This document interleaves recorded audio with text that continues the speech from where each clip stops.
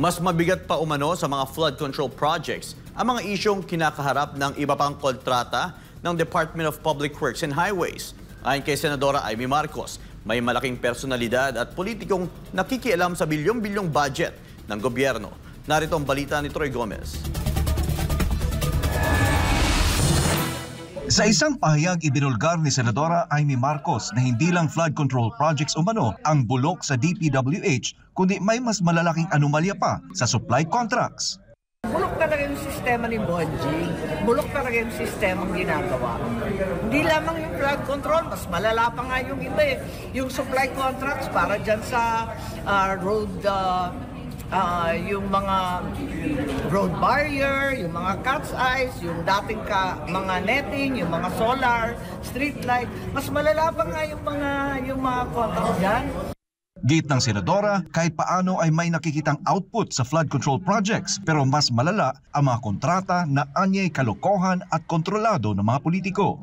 Siyempre naman, pinapakialaman ng todo-todo ng mga politiko. Talaga naman ang sistema ay bulok at si Bonjing, maraming pananagutan. Dagdag pa ni Marcos, maayos ang National Expenditure Program o NEP na galing Malacanang at DPWH, pero biglang nagbabago kapag dumaan na sa deliberasyon.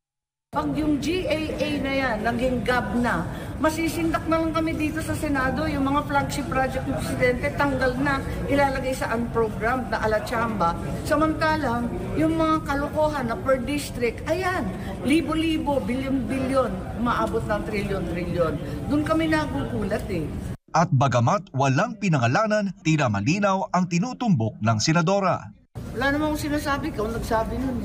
Kasama yung Hansi. Maraming Bonjing doon. Saktakan ng daming baby Bonjing. Pag sinita mo, nag-iiyakan.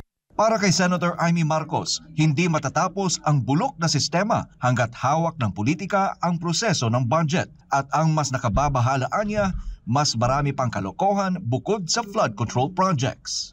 Para sa Diyos at sa Pilipinas kumahal, Troy Gomez nag-uulat, SMNI News.